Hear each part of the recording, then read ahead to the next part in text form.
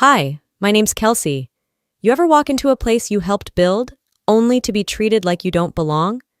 My sister told the front desk I was the water delivery girl at my own job interview. But that wasn't even the worst part. They erased my name from the company's history, lied about who I was, laughed when I tried to speak. So how did I end up with the CEO bowing and calling me Chairwoman? I arrived 15 minutes early, not because I was trying to impress anyone. God knows I stopped caring about that a long time ago. But because I needed a moment. A moment to stand outside the steel and glass tower that once bore my blueprint, to look up at the name Vireo Capital and remember what it had taken from me. Seattle mornings in October aren't loud. They're hushed by mist, heavy with the quiet chill that sinks into your sleeves. I wrapped my fingers around the straps of my canvas bag, not tight, just firm enough to remind myself I was still here, still standing. They didn't know I was coming. That was the point. I wasn't there to get a job. I was there to see if the system I helped build still recognized the difference between merit and manipulation. 10 years ago, I was one of the architects of Vireo's first-tier recruitment protocol. Anonymous case evaluations, blind hiring panels, ethics audits. All dismantled the year my sister Alexia took over operations, and now here I was. Uninvited, but not unwelcome. Not if they played by the rules. Inside, the lobby buzzed with that corporate kind of cleanliness. Glass, chrome, filtered air that smells faintly of ambition. I walked in quietly, flat shoes, neutral linen shirt, hair tied back, no statement jewelry, no perfume, just me. The woman at the reception desk looked up from her monitor and blinked twice. "You're with the drink delivery, right?" she asked. "Your sister said bring it straight to the 5th floor boardroom. They're already waiting." I stared at her for a half a second longer than I should have. Not out of shock, more like confirmation. Alexia didn't just expect me to show up. She planned for it. Humiliation was part of the schedule. I gave the receptionist a short nod. "Sure, 5th floor." A guy in a slim navy suit, leaning against the wall, let out a stifled laugh. "That the new intern dress code?" he whispered to the woman beside him, eyes flicking to my flats. I kept walking. I wasn't there to correct anyone. The boardroom was upstairs, but before that, I moved to the east hallway where the printed interview roster was taped to a black clipboard. Just names, roles, check-in times. There it was. Kelsey Royce, Assistant Liaison, unpaid. Unpaid. I closed my eyes for a breath. My original application had been for Senior Strategy Advisor. I submitted it under a pseudonym, like the system demanded. But someone who knew damn well who I was, had found it, altered it, and downgraded me to a coffee-fetching nobody. "Looks like someone slipped through the cracks," a voice murmured behind me. I didn't turn around. This wasn't new, just newer packaging. Alexia used to do this when we were kids. She'd sign up for debate club. I'd try to join. Then suddenly I'd be listed as support staff. She'd lead. I'd carry the chairs. When we were 16, I won a National Economics Award. Somehow the local paper ran her photo instead of mine. Mom said, "It's just a mix-up." But the caption under that photo read, "Future CEO." Funny how often mix-ups benefit the same people. Eventually, I stopped fixing the narrative, stopped correcting people when they said Alexia had been valedictorian, or when they credited her with the sustainability report I wrote during our internship in D.C. The more I stayed quiet, the less they saw me, until I wasn't there at all. I took a breath and turned toward the interview hall. Rows of chairs, canned jazz playing overhead, candidates fidgeting with resume folders like they were holding golden tickets. I took the only seat left, far side, near the water cooler. The chair legs wobbled slightly on the tile. The receptionist glanced over, her mouth twisted like she'd just tasted sour milk. One of the applicants, a man with gelled hair and an overly bright tie, raised an eyebrow at me. "Hey," he called out across the row. "Are you the one bringing lunch too, or just drinks today?" Laughter from the others. It wasn't loud, just sharp. I didn't answer, just held the handle of my canvas bag a little tighter. Inside that bag was a printed copy of my original hiring framework for Vireo, a copy of my degree from Wharton, a signed letter from one of the co-founders, thanking me for designing the company's first scalable recruitment rubric. None of that mattered today. Not here. not to them. Because today, I was just the woman delivering water to a building I once helped raise. They didn't just misname me, they misremembered everything I ever was. I didn't flinch. Not when the guy asked if I was bringing lunch. Not when the others laughed. I just sat down like I had every right to be there, which of course I did, even if they didn't see it. The receptionist returned a minute later with a plastic name tag. "Here," she said, with that same insincere tight smile people use when they think you've wandered into the wrong place, but don't want to be rude enough to say it out loud. "You're at the end of the hall, seat 23. I stood and followed the signs. It didn't take long to realize where they were putting me. Not the middle section, where the sleek monitors glowed softly and the other candidates sat poised in tailored jackets. No, I was guided all the way down, past the framed mission statements, to the folding chair parked next to the cleaning closet, just across from the staff bathrooms. The air here smelled like disinfectant and lemon-scented hand soap. Every time someone walked out of the restroom, the door would creak, then hiss shut with that automatic closer they install in cheap office buildings. The chair wobbled slightly, uneven on one side. Still, I sat. A guy a few rows ahead noticed and leaned toward the woman beside him. "Looks like they're seating the temps over there." The woman laughed. "Or the backup plans. She must have gotten the last-minute call." I pulled out my notebook and clicked my pen once. Just once. The sound cut through the hallway like a slap. That's the thing people don't get. Silence doesn't always mean you're ashamed. Sometimes it's the only shield you have left when everything else has been stolen. I opened my notes. Pages of hand-sketched frameworks, ideas that would eventually be stolen, repackaged, and passed off as innovation by people like Alexia. But they were mine. Still are. Even if no one else remembers. A soft rustle behind me made me glance sideways. 2 women hunched over a phone, whispering and laughing. I didn't think much of it until I heard the buzz of an incoming message and saw it flash briefly across the screen. Alt roster 3 new messages. I knew that Slack channel name. It was internal. It was private. It was run by Alexia's team. One of the women turned her phone slightly, not realizing I could see. And there it was, a candid shot of me, taken right here, in this hallway. I was mid-blink, the worst kind of photo, face soft, defenseless, unaware. The caption read, "Miss Backup Plan reporting for mop duty, posted by Alexia.mod. My jaw didn't tighten. My spine didn't stiffen. I just blinked once. Let it settle. Of course it was her. The thing about Alexia, what makes her dangerous, is that she doesn't scream, doesn't threaten. She smiles while she deletes you. This wasn't new. Years ago, we'd had brunch with our parents at the Colonial House. Alexia ordered Eggs Benedict and casually dropped that she was launching a new strategic framework for their private equity deals. My framework. She'd taken my white paper, polished the terminology, and delivered it as her own. Mom clapped. Dad beamed. No one asked where the idea came from. Back then, I told myself it didn't matter. That outcomes were what counted, and we shared blood, so a win for her was a win for us both. But the applause never came my way, not even a glance. That was when I realized what it meant to be invisible. Not ignored, erased. The hallway monitor dinged. A mechanical voice came over the speaker. "Candidate number 14, please report to the review panel." That was me. I stood, adjusted the collar of my shirt, and gripped my tote. I caught the eye of one of the women with the phone. Her smile faltered just a bit. If I'm their backup plan, I thought, they're going to regret not choosing me first. I walked through the door as if it were my office. Because once, it had been. The air inside the lounge smelled faintly of leather chairs and citrus-scented cleaner. There were ferns along the glass wall, placed with the kind of precision only a corporate designer would care about. But none of that was what caught me.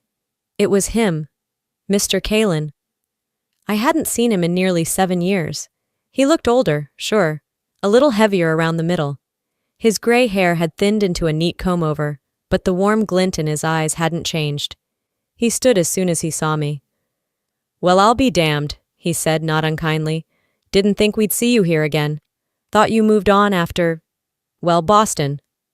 There it was, the myth Alexia had crafted. She'd rewritten my exit like a convenient footnote. Made it sound like I'd walked away when the pressure got too high. But Boston was where I stayed up 3 nights straight to fix a broken model Alexia greenlit too fast. I didn't leave. I was pushed. Pushed out quietly with a handshake and a severance package she swore was generous. I forced a small smile. Surprised you remember me at all. He chuckled, then softened. Of course I remember.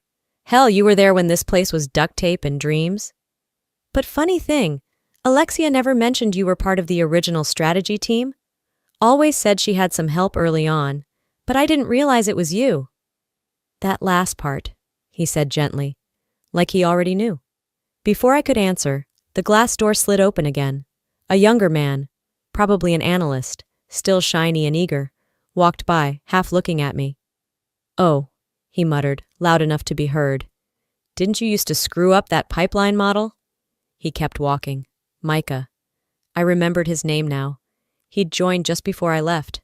I hadn't even trained him directly, but I knew where that lie came from. Alexia had repeated it enough times, it had become canon. What no one remembered was that I took the fall for her. She overpromised a delivery timeline to the board. I warned her it was too soon, and when it failed, I told the truth. I owned it, so the project wouldn't get pulled. People remember the failure. They never remember who actually caused it. I turned away from Micah and sat back down, keeping my face blank. My hands itched to pull up the real numbers, the timelines, the emails, but I didn't need to convince him. Not today. I needed to remember who I was. 5 years ago, in this very building, I had stood beside Alexia during a board presentation. My model, my slides, but her voice. She'd walked them through the framework with that same confident tone she used to talk her way into Wharton. Dad had sat in the second row. When the room erupted into applause, he clapped louder than anyone, and I'd swallowed it, all of it. I didn't ask for credit. I didn't whisper the truth to anyone. I told myself we're family. I told myself she needs this more than I do. I told myself it doesn't matter who gets the win, as long as the idea works. But silence eats you slowly. It drains your name from the mouths of those who should have protected it. Now I was sitting in the same building, once again holding my own name in my hands like it was a secret. Out of instinct, I pulled up the Vireo Capital website on my phone, clicked to the Our Story tab. Founders, Alexia Durant, Peter Haynes, Malcolm Joyce, Ian Becker. I trained Peter. Malcolm used my onboarding strategy to land his first client. Ian shadowed me for 2 quarters before he was ever put on a call alone. But there they were, front and center. And me? I wasn't even listed under early contributors. I read it again, just to be sure. Nothing. They hadn't just replaced me. They erased me. Behind the frosted glass, a figure moved. A moment later, a voice called out, Kelsine, candidate 14. Mispronounced, again. I closed the notebook in my lap, this time slow and certain. When I stood, I didn't rush. I didn't fumble. I picked up my tote, straightened my shoulders, and when I walked through the next door, I said my name clearly, so no one could pretend they hadn't heard it right. They can rewrite the history all they want. I'm here to restore the truth.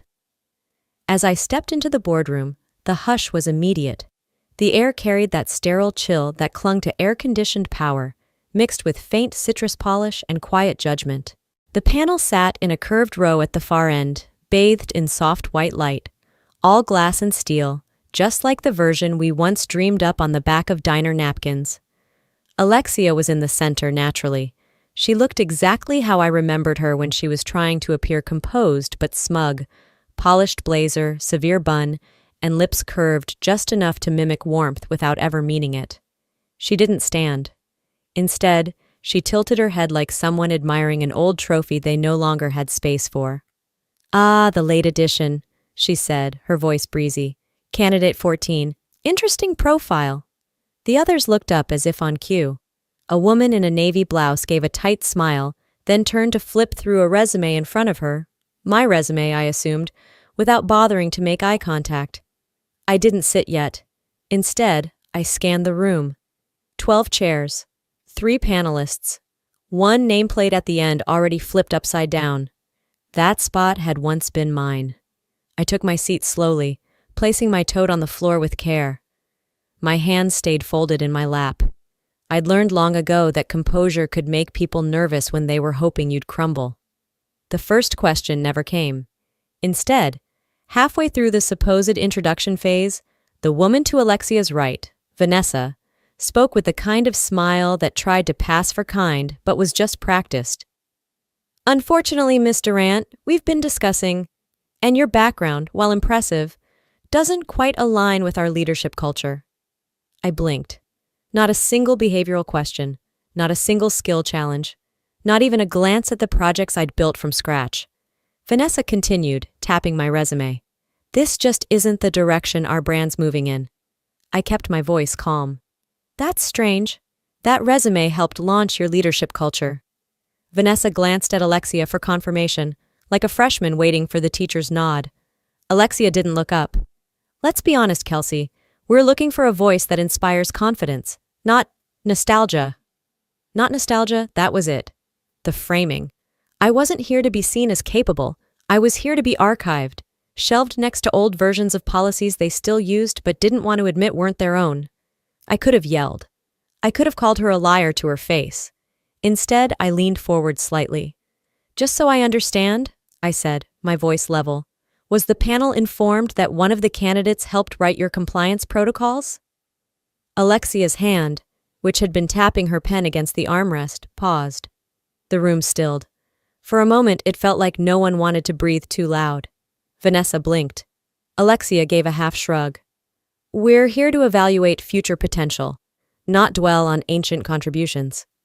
Right, I said quietly, because nothing signals visionary, like rewriting your company's DNA and pretending it came from somewhere else. I stood, not to leave, but to retrieve something from my tote. From inside, I pulled a gray binder, worn at the edges, tabbed in color. I'd saved it for years, unsure why. Now I knew. I flipped to the final tab and removed a printout.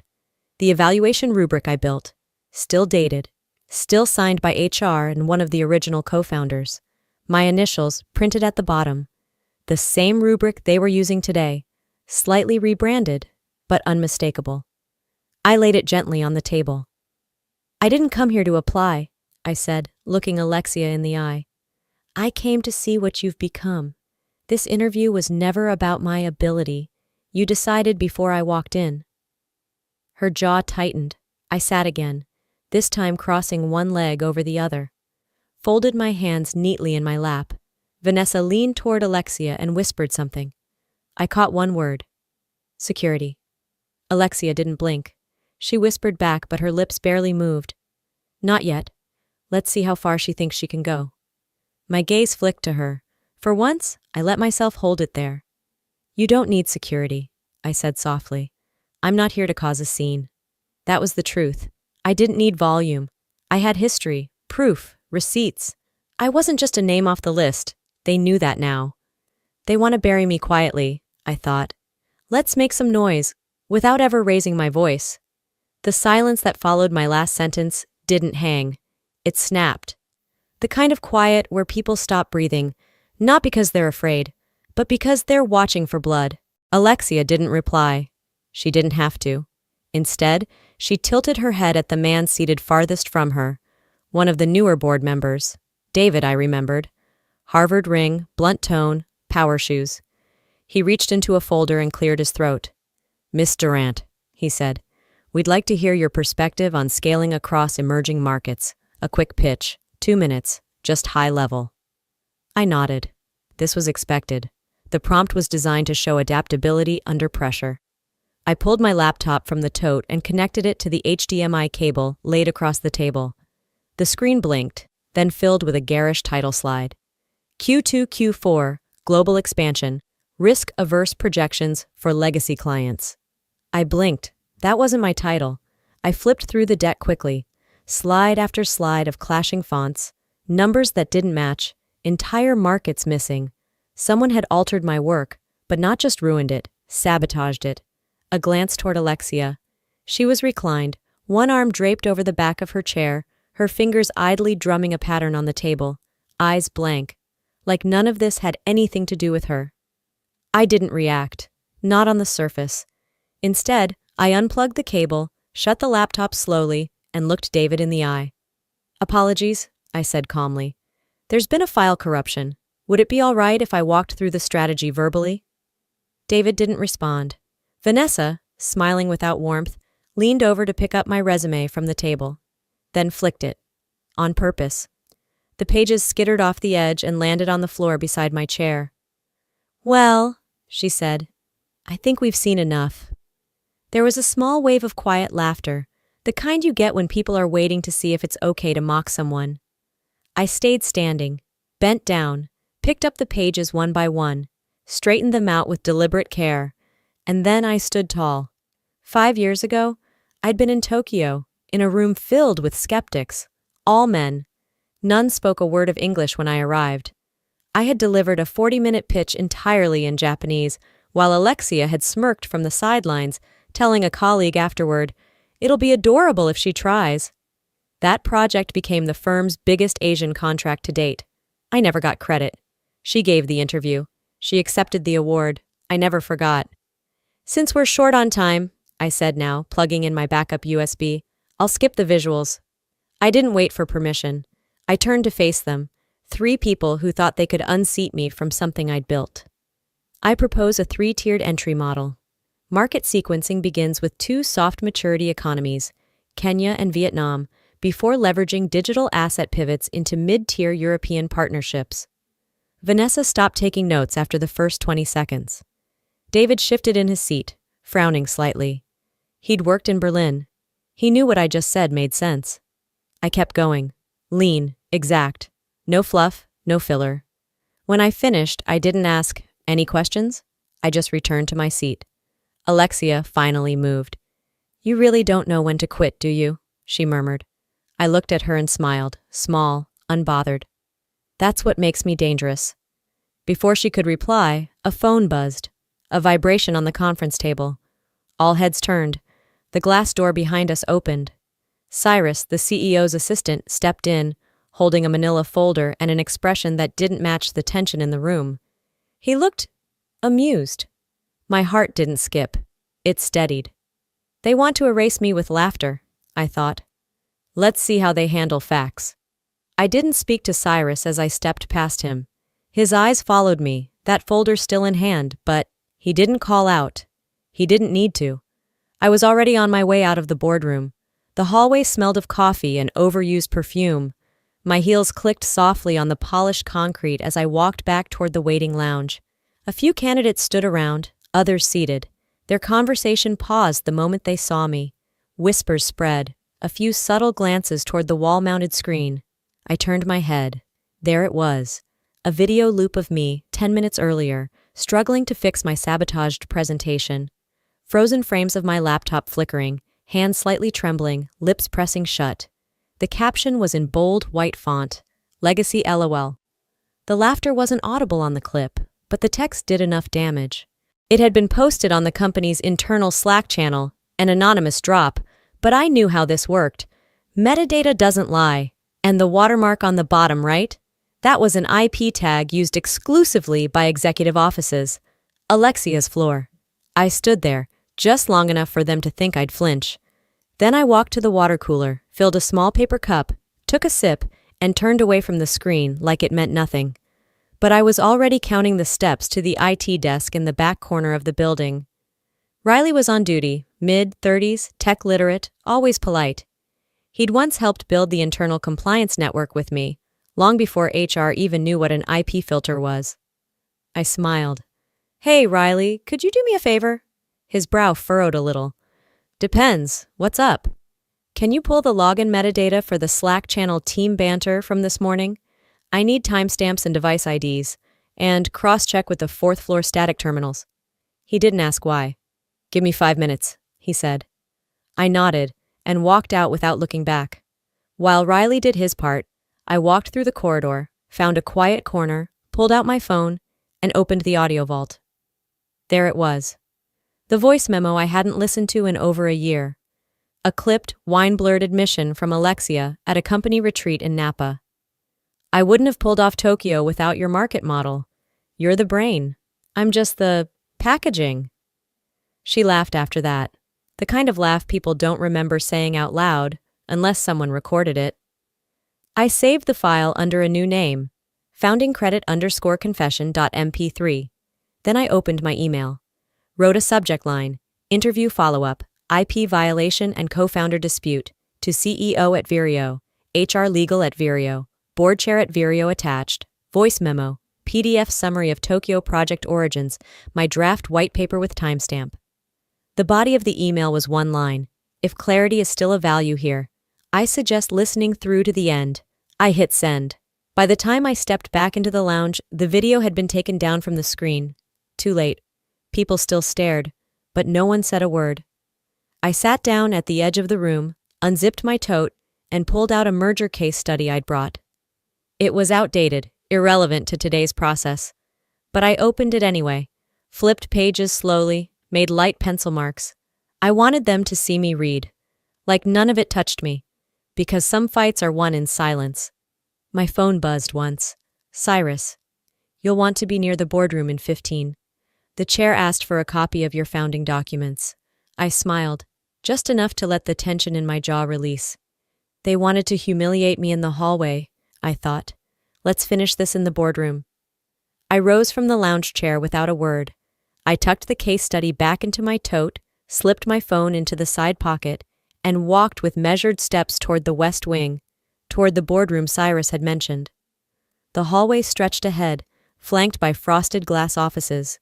Every pane reflected just enough of me to remind myself, I was still here. I was whole, and I was done hiding behind what used to be. Cyrus met me by the elevator bay, folder in hand, phone pressed to his ear. When he saw me, he ended the call without saying goodbye. They're ready, he said quietly. He didn't smile this time. His voice was low, respectful, as if he'd read the email, as if he'd heard the memo. He opened the door to the smaller executive boardroom, one normally reserved for partner summits and closed-door reviews. It was quiet inside, blinds drawn. The air was cool, the lighting deliberate. The table seated 8. 4 board members were present. One chair sat empty, pushed back slightly, the CEO's. Cyrus gestured to the USB port at the far end. I walked over and plugged in my drive. The screen behind me lit up.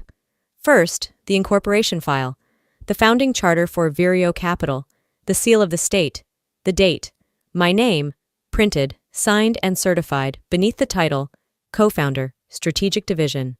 Cyrus tapped the remote, and the next image loaded. The same document, cropped and rebranded for Vireo's current website. The section bearing my name? Missing. Someone had literally clipped the signature block. No name, no acknowledgement. Just Alexia, listed alone with 3 other men, one of whom I'd hired. The room didn't gasp, but it froze. Vanessa, seated near the end, crossed her arms and leaned back. That was an early draft, she said, a bit too quickly. The records were updated later. Alexia's team handled the formal submission. I took a breath, reached into my bag and pulled out a printed email. I laid it flat on the table in front of them, turned so they could read. The subject line, backup candidate, to stall HR. It was a forward from Alexia, months before this interview. My resume attached. No context, no recommendation, just that one damning subject. She never meant for me to be part of this, I said, steady. She needed time to secure her own pick. I was insurance. A murmur. A shifting of weight in chairs. I continued. Next slide. The network logs, Slack access, upload timestamps, all traced to a single device under Alexia's login. The clip, the caption, Legacy LOL, every pixel sourced from her office. Final file, the voice memo. I didn't play it aloud. I just held up the printout of the transcript. She said it herself, I said. Tokyo wouldn't have happened without my model. But none of that shows up in the interviews she's given since.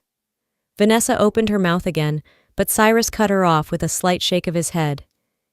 This isn't a misunderstanding, I said quietly. This is a pattern. This is someone who needed to erase the past to justify the version of power she wanted. That's when the door behind me opened. The CEO walked in, calm, tie slightly loosened as if he'd come from another meeting. He gave me a nod, brief but direct, and moved toward the head of the table. I reviewed the files, he said. He pulled his own access token from his jacket, inserted it into the terminal, and opened a folder from the company's secure archive. The shareholder ledger. Original format. He tapped a key. Line 3, Kelsey M. Royce, founding partner, 30% stake. His finger traced a timeline on the screen. 3 years ago, he said, this was transferred.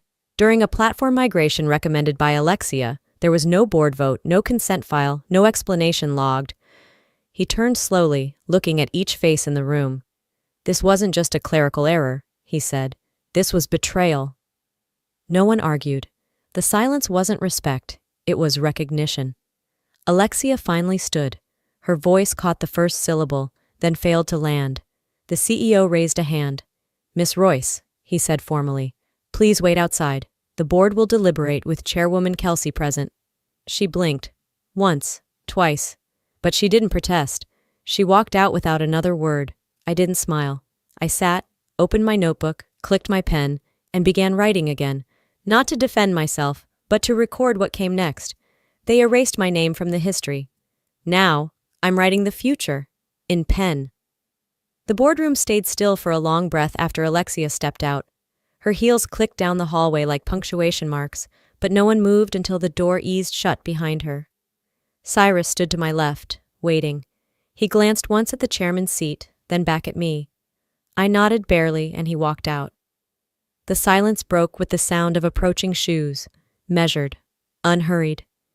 The CEO returned. He wasn't flanked by security or assistants now. He came in alone, shoulders squared, chin lifted. As he stepped toward the head of the table, his eyes didn't drift. He was coming straight for me. Every person in that room tracked his steps, but none more intently than I did. When he stopped in front of me, he didn't shake my hand. He bowed. Not a nod, not a lean, a bow, from the waist, slow, complete.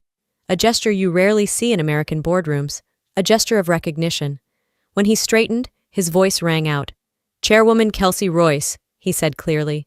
We failed you, but not again. Gasps followed. One from someone behind the glass wall, another from the hallway. I didn't respond right away. I didn't need to.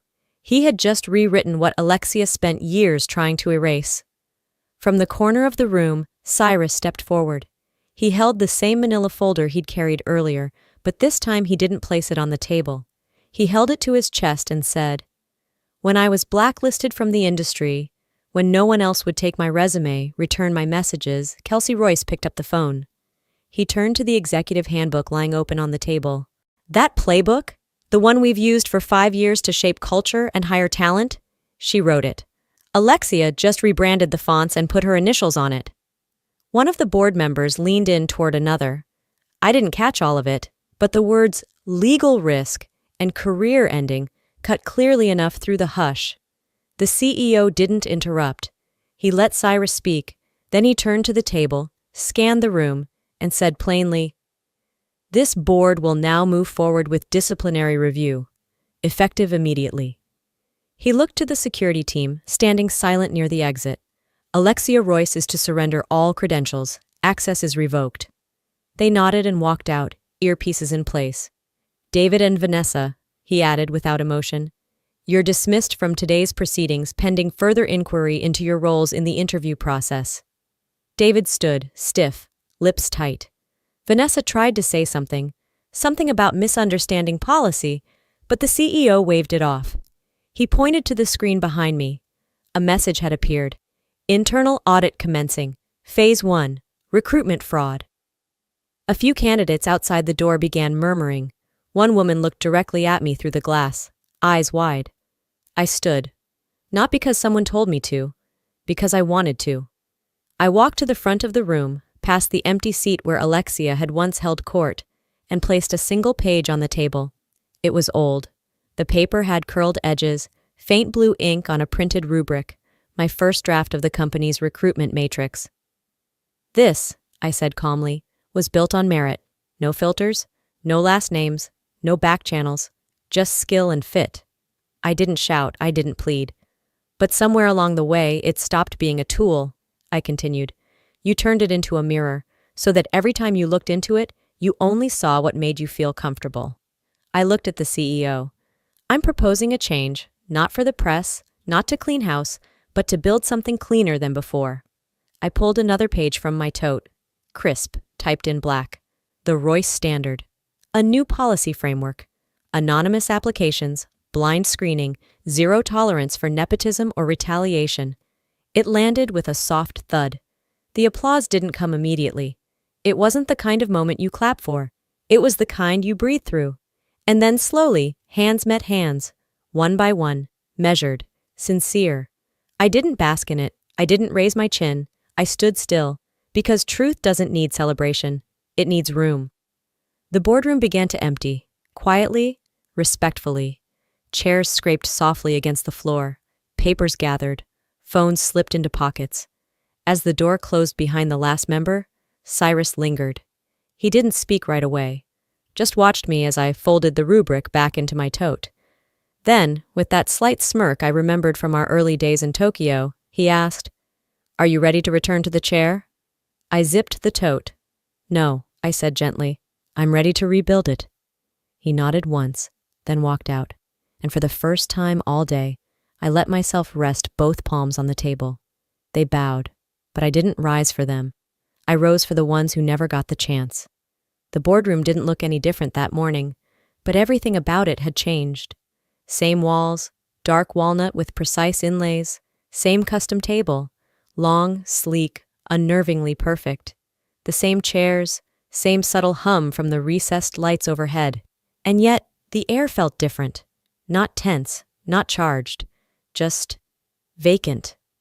It was the kind of stillness that comes after something breaks and no one picks up the pieces. Not because they don't want to, but because they don't know how. Or maybe because they're afraid of what they'll find once they do. I walked in alone, no assistant at my side, no laptop weighing down my shoulder.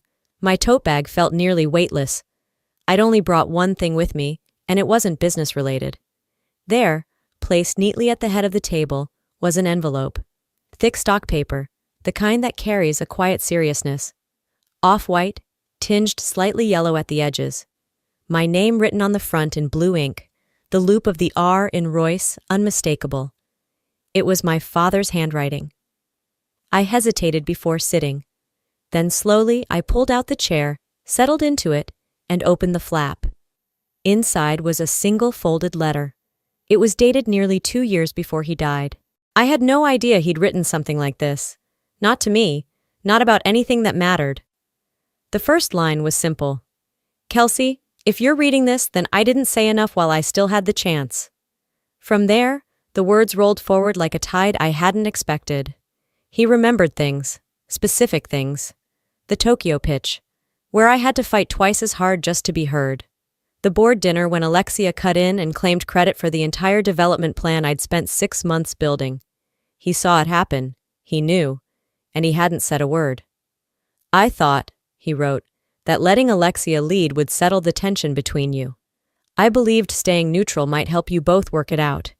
I didn't realize until later that silence could be its own form of betrayal." He wasn't making excuses. He wasn't pleading. He was simply telling the truth, the way he hadn't when I needed him to. "Peace that comes at your expense," he said, "was never peace at all. I should have spoken up. I should have defended you, not just as a father, but as someone who saw what you built and understood the cost." I stopped reading for a moment. My fingers held the letter delicately, the edge pressed against my thumb. My chest was calm, no tears, not even now. He ended it with a line that struck harder than anything else. "I hope one day you forgive me for not speaking when it counted. But more than that, I hope you never silence yourself to make others more comfortable." I folded the letter carefully, smoothed out the creases, slipped it back into its envelope. Then I crossed the room to a cabinet marked Founder's Legacy.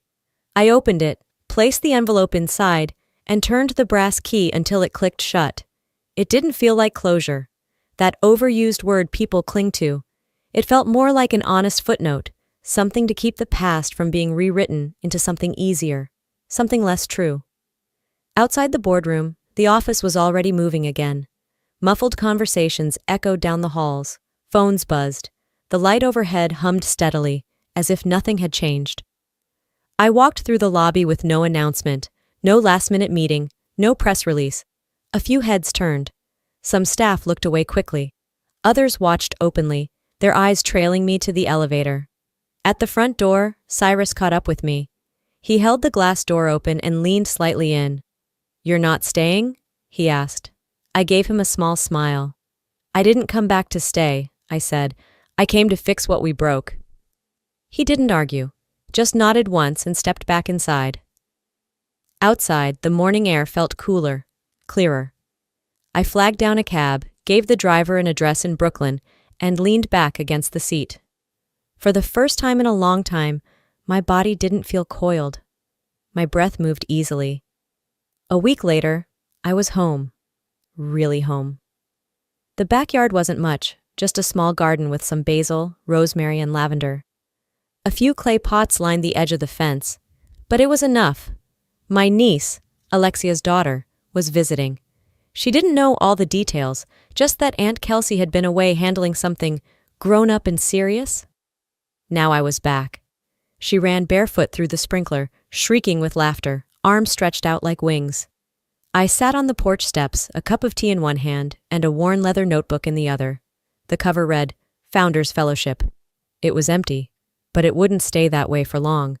It would hold names, stories, young women with ideas but no connections, drive but no roadmap, girls like I had once been, before titles, before betrayals, before I learned how to be quiet when I should have fought louder. This notebook would be their place to begin. When I left the boardroom that day, I didn't take anything with me, but I left everything in place. There's a moment in life when you stop waiting for applause and start building something that matters, not for recognition, but for restoration. I didn't fight to sit at their table again. I built a new one with space for the voices they tried to silence, mine included. If this story sounds familiar to you, maybe it's because you've watched someone else take credit for your work, or you've stayed silent for the sake of keeping peace. Maybe you've questioned whether speaking up was even worth it. Let me say this clearly. It is, but only when you speak from truth, not vengeance. You don't have to shout to be heard. You just have to be ready when it's finally your turn. Now I'd love to hear from you. Have you ever been in a room where your name didn't get the credit it deserved? Or maybe you're someone who's finally finding your voice, even after all these years. Drop a 1 in the comments if this story touched something in you. Or let me know, where are you watching from today? And if you didn't like this video, that's okay too. Tell me why, and let's talk about it. If you want to hear more stories like this, stories about resilience, truth, and second chances, make sure you subscribe to the channel and turn on notifications, because the next one might just be your story too. Thank you for being here. Let's keep building what matters.